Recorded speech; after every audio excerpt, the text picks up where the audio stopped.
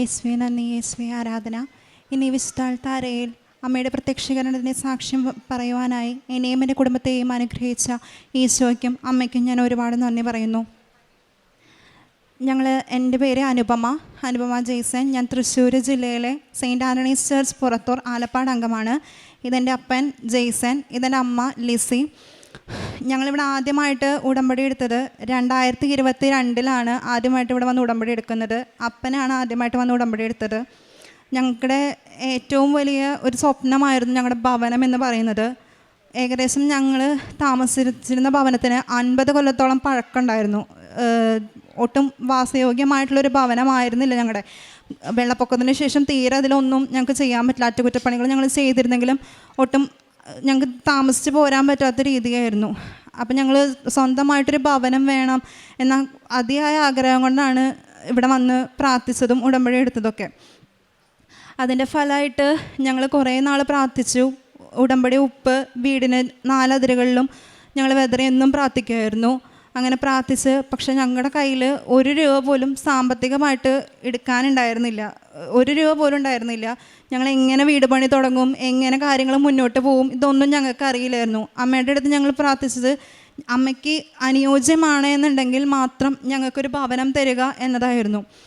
പ്രാർത്ഥിച്ചതിൻ്റെ ഫലമായിട്ട് ഞങ്ങൾക്ക് 2023 2 കുറി അടുപ്പിച്ച് 2 കുറി 10 ലക്ഷത്തിൻ്റെ 2 കുറി ഞങ്ങൾക്ക് ലഭിച്ചു. അപ്പം ഞങ്ങൾക്ക് ഒരു അടയാളം കിട്ടി. അമ്മ ആഗ്രഹിക്കുന്നതാണ് ഞങ്ങളുടെ ഭവനം. ഞങ്ങൾക്ക് ഒരു ഭവനം വേണമെന്ന് അമ്മയുടെ ആഗ്രഹമാണ് എന്ന് ഞങ്ങൾക്ക് വെളിപ്പെടുത്തി കിട്ടി.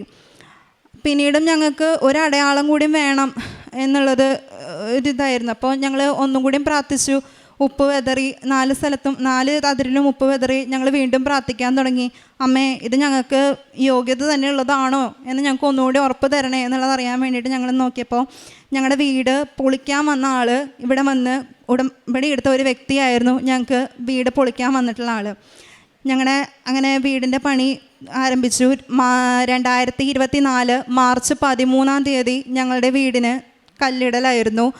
ഞങ്ങൾ ഉടമ്പടി വസ്തുക്കളായ ഉപ്പ്, കാശുരൂപം ഇതെല്ലാം വെച്ചിട്ടാണ് ഞങ്ങളുടെ വീടിൻ്റെ തറക്കല്ലിട്ടത്. 1 കൊല്ലത്തിനുള്ളിൽ എങ്ങനെയാണ് ഏത് രീതിയിലാണ് ഞങ്ങൾക്ക് സാമ്പത്തികം കിട്ടിയതെന്ന് ഒന്നും ഞങ്ങൾക്ക് അറിയില്ല. കാരണം ഓരോ ആവശ്യത്തിനും ഓരോ ഇതിനും ഞങ്ങളുടെ അമ്മ ഈശോയും ഞങ്ങൾക്ക് കൃത്യസമയത്ത് ആളുകളിലൂടെ ഞങ്ങൾക്ക് തന്നു. ഞങ്ങൾ വേറൊരാളുടെ കയ്യിൽ നിന്ന് പണം വാങ്ങാം, അങ്ങനത്തെ ഇത് പാടില്ല അമ്മയെന്ന് ഞങ്ങൾ തീർത്തും വിശ്വസിച്ചിരുന്നു, പ്രാർത്ഥിച്ചിരുന്നു അമ്മയുടെ അടുത്ത്. അതുവഴി ഞങ്ങളുടെ തന്നെ പൈസ കൊണ്ട് അമ്മ ഞങ്ങൾക്ക് ഭവനം പണിയാൻ വേണ്ടിയിട്ട് ഒരു അനുഗ്രഹം തന്നു. ഇപ്പോൾ കഴിഞ്ഞ 2025 നവംബർ 22 ഞങ്ങളുടെ പുതിയ വീടിൻ്റെ പാലുകാച്ചലായിരുന്നു. ഞങ്ങളിപ്പോൾ പുതിയ വീട്ടിലാണ് ഞങ്ങൾ താമസിക്കുന്നത്. അമ്മയ്ക്കും ദൈവത്തിനും 1000 നന്ദി. രണ്ടാമത് എൻ്റെ അപ്പൻ്റെ ഒരു ജോലി ആവശ്യമായിരുന്നു ഉടമ്പടിയിൽ വെച്ചിരുന്നത്. അപ്പൻ വന്ന് ഉടമ്പടി പുതുക്കി 1 മാസം കഴിഞ്ഞപ്പോൾ ഞങ്ങളിങ്ങനെ കുറേ നാളായിട്ട് നല്ലൊരു ജോലി, മെച്ചപ്പെട്ടൊരു വരുമാനം ഇതൊക്കെ ആഗ്രഹിച്ചുകൊണ്ടാണ് ഞങ്ങൾ മുന്നോട്ട് പോയത്. പക്ഷേ വയസ്സ് അത് ഒരു വെല്ലുവിളിയായിരുന്നു ഞങ്ങളുടെ മുന്നിൽ. കാരണം അപ്പൻ 56 വയസ്സ്, ഇനി പുറത്തേക്ക് പോകാൻ ചാൻസ് ഇല്ല. കാരണം എല്ലാ ഇൻ്റർവ്യൂകളും റിജക്ഷൻ വരും ഒക്കെ ഞങ്ങളുടെ മുമ്പിലുണ്ടായിരുന്നു. അപ്പോൾ ഞങ്ങൾ വെച്ചതും അങ്ങനെ തന്നെ എല്ലാ ജോലികളും എല്ലാതും ഞങ്ങൾക്ക് റിജക്ഷനായിരുന്നു വയസ്സിൻ്റെ ഇത് കാരണം. ഞങ്ങളങ്ങനെ അപ്പനോട് വന്ന് ഉടമ്പടി പുതുക്കി 1 മാസം കഴിഞ്ഞപ്പോൾ ഞങ്ങൾക്ക് പത്രത്തിൽ ഇങ്ങനെ ഒരു പരസ്യം വന്നു. ഒരു ഹോട്ടലിൽ ഒരു മാനേജറുടെ പോസ്റ്റ്. ഞങ്ങൾ എന്തെങ്കിലും ആവട്ടെ എന്ന് വെച്ച് ഞങ്ങൾ കൊടുത്തു. ഇൻ്റർവ്യൂവിന് പോകുന്ന സമയത്ത് അപ്പൻ ഉടമ്പടി വസ്തുക്കളായ കാശുരൂപം അപ്പൻ്റെ കയ്യിലുണ്ടായിരുന്നു. അപ്പൻ ഉടമ്പടി എടുത്തതാണ്. കാശുരൂപം കയ്യിലുണ്ടായിരുന്നു. ഉപ്പ്, വെഞ്ചിച്ച ഉപ്പ് കയ്യിലുണ്ടായിരുന്നു. തൈലമെല്ലാം പുരട്ടിയിട്ടാണ് അപ്പൻ ഇൻ്റർവ്യൂവിന് പോയത്. അന്ന് രാവിലെ ഇൻ്റർവ്യൂവിന് അല്ലാതും അവിടെ ചെന്നിട്ടായിരിക്കും ഇൻ്റർവ്യൂ, സ്ഥലത്ത് ചെന്ന് നേരിട്ടായിരിക്കും ഇൻ്റർവ്യൂ എന്നാണ് പറഞ്ഞത്. പക്ഷെ അന്ന് രാവിലെ എല്ലാവർക്കും മെസ്സേജ് അയച്ചിട്ടുണ്ടായിരുന്നു ഓൺലൈനായിട്ടായിരിക്കും ഇൻ്റർവ്യൂ എന്ന്. ഓഫ്ലൈൻ ആയിരിക്കില്ല, ഓൺലൈനായിട്ടായിരിക്കും ഇൻ്റർവ്യൂ എന്ന് മെസ്സേജ് കിട്ടി. പക്ഷെ എൻ്റെ അപ്പന് മാത്രം ആ മെസ്സേജ് വന്നില്ല. അപ്പൻ അവിടെ എത്തിക്കഴിഞ്ഞപ്പോൾ ആ മാഡം പറഞ്ഞു, എന്തായാലും ഇൻ്റർവ്യൂവിന് വന്നതല്ലേ, നമുക്ക് ഇൻ്റർവ്യൂ ചെയ്യാമെന്ന് പറഞ്ഞു. എൻ്റെ അപ്പനെ മാത്രമാണ് നേരിട്ട് ആ മാഡം ഇൻ്റർവ്യൂ ചെയ്തത്. അപ്പൻ ഉപ്പ് ആ ഇൻ്റർവ്യൂവിന് കയറുന്നതിന് മുമ്പ് അവിടെ വെതറിയിരുന്നു. അങ്ങനെ ആൾ പറഞ്ഞു അറിയിക്കാം, വെയിറ്റ് ചെയ്യൂ, അറിയിക്കാം എന്നൊക്കെ പറഞ്ഞു. അങ്ങനെ 1 മാസം കഴിഞ്ഞ് അപ്പോൾ അവിടെ നിന്ന് വിളി വന്നു, നിങ്ങൾക്ക് ജോലി ശരിയായിട്ടുണ്ട് എന്ന് പറഞ്ഞിട്ടാണ് വിളി വന്നത്. അതും ഏകദേശം 40 വർഷത്തോളമായിട്ടുണ്ട് ആ കമ്പനി. മസ്കറ്റിലാണ് ആ കമ്പനി. 40 വർഷത്തോളമായിട്ട് സേവനം ചെയ്യുന്ന ഹോട്ടലാണ്. ഇന്നേ വരെ വിളിക്കാത്തൊരു പോസ്റ്റ്, അത് എൻ്റെ അപ്പന് വേണ്ടി മാത്രമായിട്ട് എൻ്റെ അമ്മയും ഈശോയും തരാണ് ചെയ്തത്. ഇന്നേ വരെ ഹോട്ടൽ മാനേജർ എന്ന് പറഞ്ഞൊരു പോസ്റ്റ് അവിടെ ഉണ്ടായിരുന്നില്ല. ആ ഒരു പോസ്റ്റിലേക്കാണ് എൻ്റെ അപ്പന് ഈശോ ജോലി തന്ന് അനുഗ്രഹിച്ചത്. എൻ്റെ അമ്മ ഉടമ്പടിയിൽ വെച്ചിട്ടുണ്ടായിരുന്നതായിരുന്നു ജപമാല റാലി 2024 ജപമാല റാലിക്ക് മുമ്പ് എൻ്റെ അപ്പന് ജോലി കിട്ടണമെന്ന്. ജപമാല റാലിക്ക് മുമ്പ് ഡേറ്റ് ഇട്ട് പ്രാർത്ഥിച്ചതിൻ്റെ ഫലമായിട്ട് ഒക്ടോബർ 17-ാം തീയതി എൻ്റെ അപ്പന് വിസ വരികയും 18-ാം തീയതി എൻ്റെ അപ്പൻ അവിടെ ജോലിയിൽ കയറുകയും ചെയ്തു. എൻ്റെ അമ്മയ്ക്കും എൻ്റെ ഈശോയ്ക്കും 1000 ഞാൻ നന്ദി പറയുന്നു. മൂന്നാമതായിട്ട് എൻ്റെ ജോലിയുടെ സംബന്ധമായിട്ടുള്ള സാക്ഷ്യമാണ്. ഞാൻ 2024 മെയ് മാസത്തിലാണ് ഇവിടെ വന്നിട്ട് ഉടമ്പടി എടുത്തത്. എൻ്റെ പരീക്ഷ കഴിഞ്ഞതിന് ശേഷമാണ് ഞാൻ ഇവിടെ വന്നിട്ട് ഉടമ്പടി എടുക്കുന്നത്. ഞാൻ പഠിച്ചത് മെഡിക്കൽ ലാബ് ടെക്നീഷ്യൻ എന്ന കോഴ്സാണ്. അപ്പം ഞങ്ങളുടെ കോഴ്സിൽ 6 മാസമെങ്കിലും ട്രെയിനിങ് ഇല്ലാതെ ഞങ്ങൾക്ക് സ്റ്റാഫായിട്ട് സാലറി വിത്ത് ജോലി ഞങ്ങൾക്ക് കിട്ടില്ല. മാക്സിമം 6 മാസമെങ്കിലും ഞങ്ങൾക്ക് ട്രെയിനിങ് പീരീഡ് വേണം. ഞാൻ ഒരു 3 മാസം ട്രെയിനിങ് നടത്തി. 3 മാസം കഴിഞ്ഞപ്പോൾ ഞാൻ കൊടുത്തിട്ട് പോലും ഇല്ലാത്ത ഒരു ഹോസ്പിറ്റലിലേക്ക് എനിക്ക് എന്നെ ഇൻ്റർവ്യൂവിന് വിളിക്കും. ഞാൻ എൻ്റെ ഫ്രണ്ടിൻ്റെ കൂടെ പോയതായിരുന്നു. ഞാനിവിടെ വന്ന് ഉടമ്പടി എടുത്തിട്ടാണ് ഞാൻ പോയത്. അപ്പോൾ എൻ്റെ ഫ്രണ്ടിൻ്റെ കൂടെ പോയപ്പോൾ വിളിക്കുക പോലും ചെയ്യാത്തൊരു ഇൻ്റർവ്യൂ. ആ ഇൻ്റർവ്യൂവിന് എനിക്ക് പങ്കെടുക്കാൻ സാധിച്ചു. ഞാൻ പറഞ്ഞു, അമ്മ എനിക്ക് ഈ ചോദിച്ചാൽ എനിക്കൊന്നും അറിയില്ല, എന്താ പറയണ്ടേ എങ്ങനെയാണ് പറയണ്ടേന്നൊന്നും എനിക്ക് അറിയില്ല കേട്ടോ എന്ന് പറഞ്ഞു. അത് ഈശോയുടെ വിശുദ്ധ ഉപ്പും അമ്മയുടെ കാശുരൂപവും കയ്യിലും മുറുക്കി പിടിച്ചിട്ടാണ് ഞാൻ ഇൻ്റർവ്യൂവിന് കയറിയത്. പക്ഷേ ഒരു ചോദ്യം പോലും എന്നോട് അവർ ചോദിച്ചില്ല. നേരെ എന്നെ മാനേജറുടെ റൂമിൽ കൊണ്ടുപോയി എന്നോട് ചോദിച്ചു, എന്ന് കയറാൻ പറ്റും നിനക്കെന്ന് ചോദിച്ചു. അങ്ങനെയാണ് എനിക്ക് 3 ദിവസം കഴിഞ്ഞപ്പോൾ അവർ ഹോസ്പിറ്റലിൽ നിന്ന് വിളിച്ചു, അനുപമ നിന്നെ സ്റ്റാഫായിട്ട് ഞങ്ങൾ സെലക്ട് ചെയ്യാണ്, വിത്ത് സാലറി ഞങ്ങൾ സ്റ്റാഫായിട്ട് സെലക്ട് ചെയ്യുകയാണെന്ന് പറഞ്ഞു. 6 മാസം ട്രെയിനിങ് കഴിഞ്ഞാൽ മാത്രമാണ് ഞങ്ങൾക്ക് ഞങ്ങളുടെ ഫീൽഡിൽ ഒരു ജോലി കിട്ടുന്നത്. പക്ഷേ സമയച്ചുരുക്കത്തിൻ്റെ അമ്മ എനിക്ക് 3 മാസം കൊണ്ട് എനിക്ക് വിത്ത് സാലറി എനിക്കൊരു ജോലി, നല്ലൊരു ഹോസ്പിറ്റലിൽ എനിക്കൊരു ജോലി തന്ന് എൻ്റെ അമ്മ എന്നെ അനുഗ്രഹിച്ചു. 4മതായിട്ട് എൻ്റെ രോഗശാന്തിനെ പറ്റിയിട്ടാണ് ഞാൻ പറയുന്നത്. എനിക്ക് ചെവിയിൽ ഇൻഫെക്ഷൻ ഉണ്ടായിരുന്നു. ഒരു 3 വർഷത്തോളമായിട്ട് എനിക്ക് ഇൻഫെക്ഷൻ ഉണ്ടായിരുന്നു.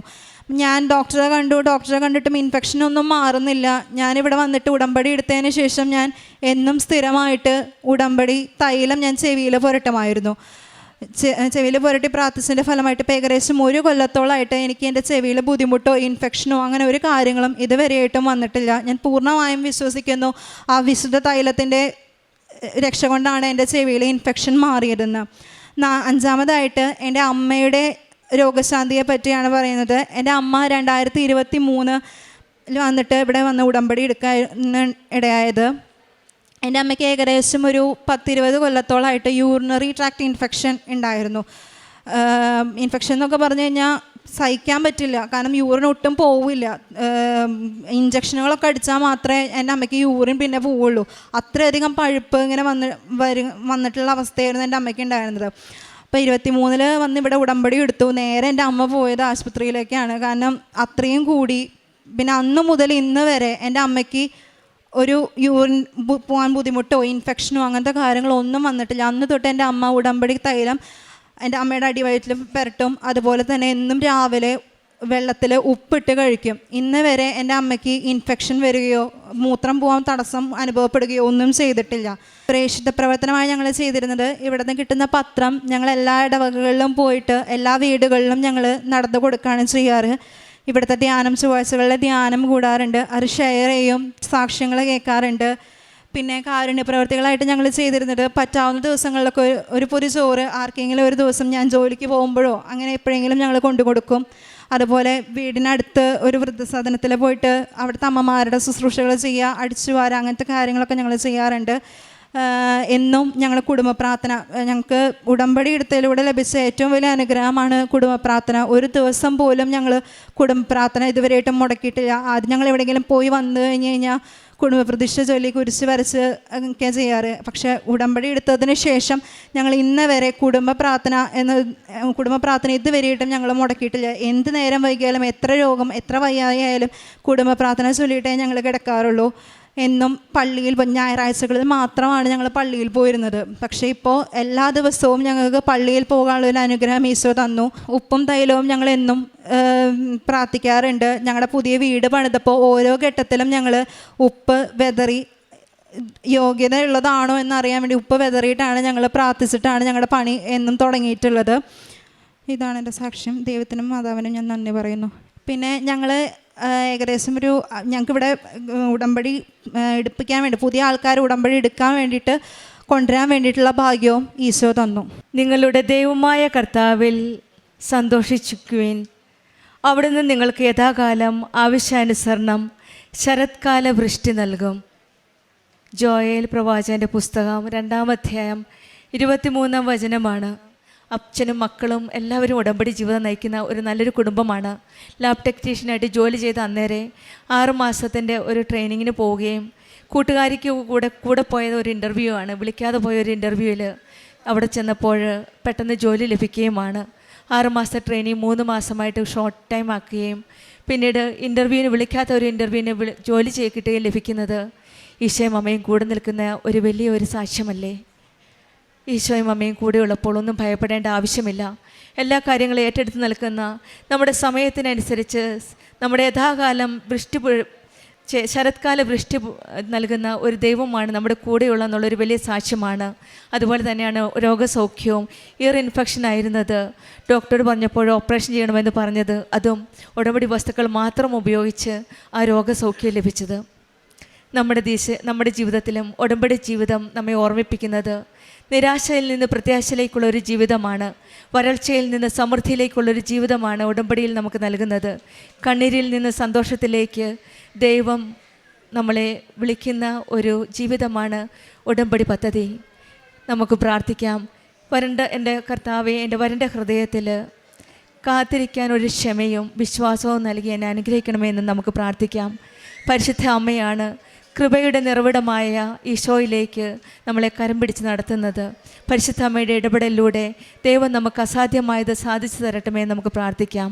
അമ്മയുടെ മാധ്യസ്ഥതയിലൂടെ ലഭിക്കുന്ന അനുഗ്രഹങ്ങൾ നമ്മുടെ ആത്മീയ വളർച്ചയ്ക്കും നന്മയ്ക്കും സഹായിക്കുമാകട്ടെ എന്ന് നമുക്ക് പ്രാർത്ഥിച്ചുകൊണ്ട് അനുപമയ്ക്കും കുടുംബത്തിനും ലഭിച്ച എല്ലാ അനുഗ്രഹങ്ങൾക്കും നമുക്ക് കരങ്ങളടിച്ച് ദൈവത്തെ മഹത്വപ്പെടുത്താം.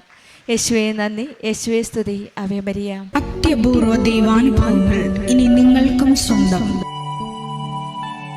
ഈ യൂട്യൂബ് ചാനൽ ഇതുവരെ സബ്സ്ക്രൈബ് ചെയ്തിട്ടില്ലെങ്കിൽ ഇപ്പോൾ തന്നെ സബ്സ്ക്രൈബ് ചെയ്യുക. ഈ വീഡിയോ ഇപ്പോൾ തന്നെ നിങ്ങളുടെ സുഹൃത്തുക്കൾക്ക് ഷെയർ ചെയ്തുകൊണ്ട് കർത്താവിൻ്റെ പ്രേക്ഷിതരാകുക.